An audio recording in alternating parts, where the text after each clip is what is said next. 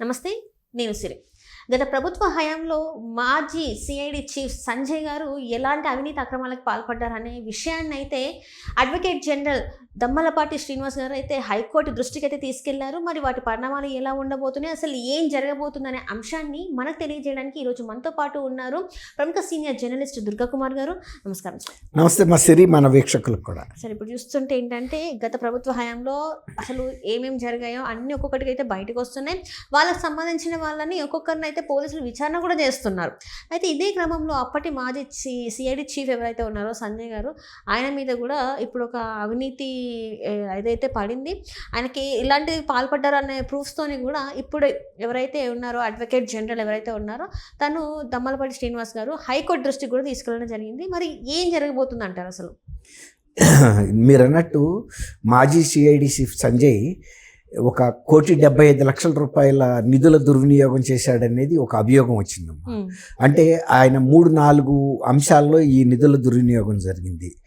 అగ్ని NOC app, అంటే అగ్ని ప్రమాదాలకి ఎన్ఓసికి తీసుకోవటం కోసం ఒక యాప్ తయారు చేయించడం కోసం యాప్ తయారు చేయటానికి ఒకటి, తర్వాత కొన్ని 150 ట్యాబుల కొనుగోలులోను, తర్వాత మరొక యాప్ రూపకల్పనకు సంబంధించి దాని నిర్వహణకు సంబంధించి ఒకటి, తర్వాత ఎస్సీ ఎస్టీ అట్రాసిటీస్కి సంబంధించిన చట్టంకి సంబంధించి వాళ్ళల్లో చైతన్యం తీసుకురావటం కోసం సదస్సులు నిర్వహిస్తాననే పేరుతో ఆయన ఆ సదస్సులు నిర్వహించకుండానే ఆ నిధుల్ని దుర్వినియోగం చేశాడని, తర్వాత ఒక యాప్ నిర్వహణ రూపకల్పన చేయాలని ఒక సంస్థతో ఒప్పందం చేసుకున్న రోజే అసలు ఆ యాప్ రూపకల్పన జరగక ముందే అదే రోజు దాదాపు 80 లక్షల రూపాయల పేమెంట్ కూడా ఇచ్చేశారు, ప్రభుత్వ సొమ్ముని వాళ్ళకి పంపించేశాడని.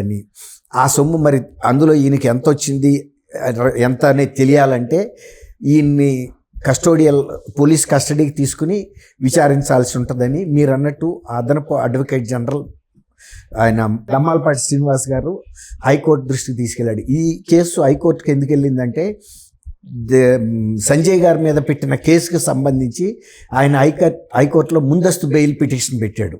మరి ముందస్తు బెయిల్ పిటిషన్ పెట్టుకున్నప్పుడు ప్రభుత్వం తరపు వాదనలు కూడా గౌరవ న్యాయస్థానం వినాలి కదా. అందుకని ప్రభుత్వ తరపున వాదనలని వినిపిస్తూ దమ్మలపాటి శ్రీనివాస్ గారు అడ్వకేట్ జనరల్ ఇన్ని ఆరోపణలు ఉన్నాయి, స్పష్టమైన ప్రాథమిక సాక్ష్యాధారాలు కూడా ఉన్నాయి, ఇంకా కూడా నిధులు ఎలా దుర్వినియోగం జరిగింది, ఇంకా ఎంత మేరకు జరిగింది అనే అంశాలు పూర్తిగా కూలంకషంగా తెలుసుకోవాలంటే ఆయనకి గనక ముందస్తు బెయిల్ ఇస్తే ఈ కేసు దర్యాప్తుని ముందుకు తీసుకెళ్ళటం కష్టం. కాబట్టి ముందస్తు బెయిల్ ఇవ్వద్దు, పోలీస్ కస్టడీలో కూడా విచారించాల్సిన సందర్భం ఉంది, చేయాల్సిన అవసరం కూడా ఉంది అనేది ఆయన తీసుకెళ్ళిన అంశం. అయితే ఏంటంటే ఈయన సంజయ్ గారు గతంలో ఇంకొక వివాదంలో కూడా ఉన్నాడు. అంటే ఆయన సిఐడి విభాగ అధిపతిగా ఉండి గతంలో చంద్రబాబు నాయుడు గారిని అక్రమ అరెస్టు చేసిన సందర్భంలో కూడా ఆయన అమరావతిలో ఒక ప్రెస్ కాన్ఫరెన్సు, హైదరాబాద్లో ఒక ప్రెస్ కాన్ఫరెన్సు, ఢిల్లీ వెళ్ళి కూడా ప్రెస్ కాన్ఫరెన్స్ పెట్టిన వ్యక్తి సంజయ్. అసలు యాక్చువల్గా ఆయన సిఐడి చీఫ్గా ఆయనకి సంబంధం లేదు, ఆయనకి అవసరం లేదు. ఇంకోటి ఏంటంటే ఆయన అఖిల భారత సర్వీసులకు సంబంధించిన అధికారి, వాళ్ళ డ్యూటీ వాళ్ళు చేయాలి తప్ప రాజకీయ నాయకుల్లాగా వెళ్ళి వేరే వాళ్ళ వ్యక్తిత్వ హననానికి తోడ్పడే పనులు చేయకూడదు. పని చెప్తే అమరావతిలో వాళ్ళ రాజధాని, ఆయన ప్రధాన కేంద్రం కాబట్టి చెప్తే ఒక అర్థం ఉంది. కానీ దాన్ని పక్క రాష్ట్రమైన తెలంగాణ రాజధాని హైదరాబాద్లోను, దేశ రాజధాని అయిన ఢిల్లీలోను వెళ్ళి చెప్పటం, అక్కడ విలేకరులు అడిగిన ప్రశ్నలకు కూడా సరైన సమాధానాలు చెప్పలేని పరిస్థితి ఏర్పడటం, దానికి తోడు అప్పుడు అడిషనల్ అడ్వకేట్ జనరల్గా ఉన్నటువంటి కొనవోలు సుధాకర్ రెడ్డి గారు లాంటి వ్యక్తిని, తర్వాత ఒక ప్రభుత్వ సలహాదారుగా ఉన్న ఒక జర్నలిస్ట్ని కూడా ఎమ్మడబెట్టుకుని వెళ్ళటం, ఇవన్నీ కూడా అనేక వివాదాలకి తావిచ్చింది ఆ రోజునే. అప్పుడు వివిధ రాజకీయ పక్షాల వాళ్ళను దానికి అభ్యంతరం వ్యక్తం చేశారు. ఈయన తన పరిధులు మించి వ్యవహరిస్తున్నాడనే ఆరోపణలు కూడా వచ్చినాయి, విమర్శలు కూడా వచ్చినాయి. అయితే ఏంటంటే వీళ్ళు అందరూ కూడా ఊహించింది ఈ జగన్మోహన్ రెడ్డి ప్రభుత్వం 30 సంవత్సరాల పాటు ఉంటుంది కాబట్టి ఆ టైంకి మనం అందరం ఏం చేసినా కూడా రిటైర్ అయిపోతాము, ఎవరు ఏమి మనకు అబ్జెక్షన్ ఉండదన్న దృక్పథంతో వెళ్ళారు. ఇంకోటి ఏంటంటే ఎస్సీ ఎస్టీ అట్రాసిటీస్ చట్టం గురించి చైతన్యం తీసుకురావటానికి ఈయన ఒక పథకం ప్రకారం తయారు చేసే సందర్భం కన్నా ముందే, ఈ నిధులు మంజూరు కన్నా ముందే ఆ సభలు నిర్వహించేశారు.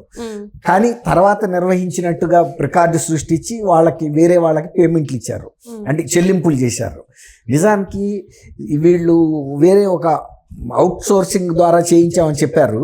అలా కాకుండా రెగ్యులర్ పోలీస్ వ్యవస్థ కూడా వీళ్ళకి అనుసంధానంగానే ఉంటుంది కదా, వాళ్ళ సర్వీసెస్లను ఉపయోగించుకున్నారు. అలాగే పోలీస్ పరపతి ఉపయోగించి కొన్నిసార్లు సమావేశ మందిరాలను ఉచితంగా తీసుకుని మళ్ళీ వాళ్ళకి డబ్బులు ఇచ్చినట్టుగా కూడా రికార్డులు సృష్టించారనేది ఇవన్నీ ఇంటెలిజెన్స్ వర్గాల ద్వారా ప్రభుత్వానికి ప్రాథమిక సాక్ష్యాధారాలు అందబట్టే ఈయన మీద 1,50,00,000 రూపాయలు ప్రాథమికంగా తేలిందని వాళ్ళు ఒక ఛార్జ్ షీట్ ఫైల్ చేశారు. ఎప్పుడైనా అరెస్ట్ చేయొచ్చు అనేది ఆయన తెలుసు కాబట్టే ముందస్తు బెయిల్కి వెళ్ళాడు హైకోర్టుకి. ముందస్తు బెయిల్కి వెళ్ళినప్పుడు ముందస్తు బెయిల్ విచారణ సందర్భంగా ఇలాంటి అంశాలన్నీ కూడా అడ్వకేట్ జనరల్ కూడా గౌరవ న్యాయస్థానాల దృష్టికి తీసుకొచ్చడం, ఆ వాదనలు ముగిసినాయి. ఈయన తరపు వాదనలు ఈయన చెప్పుకున్నాడు, ప్రభుత్వ తరపు వాదనలు ప్రభుత్వం కూడా చెప్పింది. అయితే ఏంటంటే జడ్జిమెంట్ రిజర్వ్ చేశారు. ఏ క్షణానైనా ఇవ్వచ్చు, ఒక 2 రోజుల్లో ఇవ్వచ్చు, 4 రోజుల్లో ఇవ్వచ్చు, ఎప్పుడైనా ఇవ్వచ్చు. కాకపోతే వాదనలు మాత్రం ముగిసినాయి కాబట్టి ఇంకా దీని మీద మళ్ళీ వాదనలు కొనసాగే అవకాశం దాదాపుగా ఉండదు. ఇక జడ్జిమెంట్ రాయటమే ఆలస్యం, తర్వాత ప్రొనౌన్స్ చేయటం, జడ్జి గారు బయటకు వెల్లడించడమే ఆలస్యం. అంటే ఇప్పుడు సిఐడి చీఫ్గా, అంటే మాజీ సిఐడి చీఫ్ ఉన్న సంజయ్ గారికి ఇప్పుడు ఏదైతే ఒకవేళ నిరూపించడం అనేది లేకపోతే ఇంకేం జరిగింది, వాదనలు అయితే విన్నారు, తీర్పు అనేది ఎక్సైడ్ అనేది మనకు తెలియదు. ఒకవేళ తీర్పు అనేది సంజయ్ గారికి వ్యతిరేకంగా వస్తే పరిస్థితులు ఎలా ఉంటాయి? పరిస్థితులు అరెస్ట్ చేస్తారమ్మా. ఎందుకంటే ముందస్తు బెయిల్కి గౌరవ న్యాయస్థానం కనుక అనుమతి ఇవ్వలేదనుకోండి, తీర్పు ఆయనకు అనుకూలంగా, ఆటోమేటిక్గా అరెస్ట్ చేయమని పరోక్షంగా సంకేతాలు ఇచ్చినట్టే కదా, ఆయనకు ఆ రక్షణ ఉండదు. ఇప్పుడు ఏదైతే ముందస్తు బెయిల్ కోసం రక్షణ కోసం వెళ్ళాడో అది అప్పుడు తిరస్కరించబడగానే ఏ క్షణానైనా పోలీసులు అరెస్ట్ చేస్తారు. అరెస్ట్ చేసిన తర్వాత మళ్ళీ మ్యాజిస్ట్రేట్ ముందు ప్రవేశపెడతారు. ప్రవేశపెట్టిన తర్వాత పోలీస్ కస్టడీ అడుగుతారు. అప్పుడు మ్యాజిస్ట్రేట్ కూడా అరెస్ట్ చేయడానికి గల కారణాలు ఏంటని కూడా అడిగినప్పుడు వాళ్ళు ఈ ఛార్జ్ షీట్లో ఉన్న అంశాలని మ్యాజిస్ట్రేట్ ముందు పెట్టినప్పుడు ఆయన కూడా సాటిస్ఫై సంతృప్తి చెందితే కనుక ఓకే పోలీస్ కస్టడీకి తీసుకోండి, తర్వాత మళ్ళీ పోలీస్ కస్టడీ అవ్వగానే మళ్ళీ ప్రవేశపెడతారు. అప్పుడు జ్యుడిషియల్ కస్టడీకి కూడా ఇవ్వచ్చు.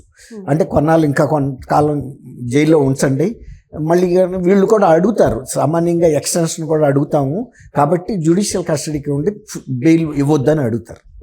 ఎందుకంటే ఆ జైల్లో కనుక ఉంటే ఎప్పుడైనా వీళ్ళు కస్టడీ అడగొచ్చు. మళ్ళీ ఇంకొకసారి అరెస్ట్ చేయాలంటే మళ్ళీ ప్రొసీజరల్గా వెళ్ళాలి, అట్లా ఉంటుంది అనమాట. అసలు ముందు కూడా నేను కూడా మ్యాజిస్ట్రేట్ కూడా పోలీస్ కస్టడీకి వెంటనే ఎవరు ఫస్ట్ జ్యుడిషియల్ కస్టడీకి ఇస్తారు. సహజంగా ఇచ్చిన 1-2 డేస్లో వీళ్ళు కూడా మళ్ళీ ఇంకొక అప్లికేషన్ పెట్టుకుంటారు, మా కస్టడీకి ఇవ్వండి, మేము ఇంటరాగేట్ చేయాలి, కొంత సమాచారాన్ని సేకరించాల్సిన అవసరం ఉంది అని అడుగుతారు. ఆ సందర్భాల్లో సహజంగా మ్యాజిస్ట్రేట్స్ అనుమతిస్తారు. సపోజ్ పోలీసులు 4 రోజులు అడిగితే 2 రోజులు ఇవ్వచ్చు, 3 రోజులు ఇవ్వచ్చు. Thank you so much. Thank you అమ్మా సిరి, మన వీక్షకులు.